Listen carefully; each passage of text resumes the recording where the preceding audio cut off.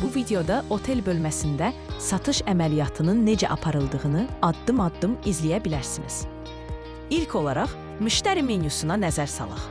Burada müştəri əlavə et düyməsinə klikləyərək yeni müştəri əlavə edə bilərsiniz. Bu hissədə müştəri ilə bağlı bütün detalları daxil etmək mümkündür.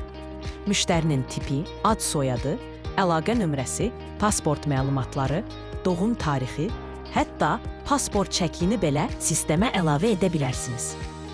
Məlumatları doldurduqdan sonra müştəri avtomatik olaraq siyahıya düşür və istədiyiniz zaman oradan seçilə bilər.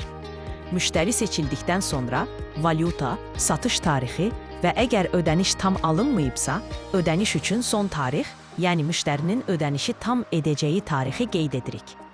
Sonra personal bölməsinə keçirik. Burada satışı həyata keçirən işçi öz adını siyahıdan seçir ki, sistem əməliyyatı həmin işçi ilə əlaqələndirsin. Ardınca təchizatçı bölməsini doldururuq.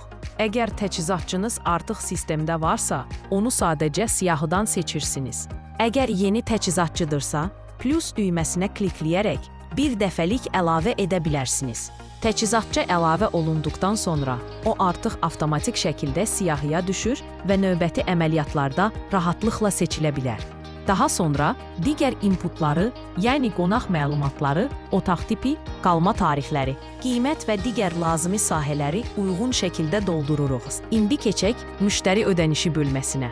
Burada müştərinin ödənişi hansı kassaya etdiyini seçirik və ödəniş məbləğini daxil edirik. Yəni müştəri nə qədər ödəniş edibsə, həmin məbləği mədaxil edirik. Əgər bank tərəfindən hər hansı komissiya tutulursa, aşağıda yerləşən bank komissiyası hissəsində bu məbləği qeyd edə bilərsiniz. Belə olduqda, sistem avtomatik olaraq komissiyanı çıxacaq və xalis mədaxil məbləği kassalarınızda əks olunacaq. Bütün məlumatlar tam daxil edildikdən sonra əməliyyatı təsdiqləyirik və satış uğurla tamamlanır. Beləliklə, otel bölməsində bütün proses müştəri əlavə etməkdən başlayaraq ödənişin mədaxilinə və təsdiqlənməsinə qədər sadə, sistemli və tam avtomatlaşdırılmış şəkildə işləyir.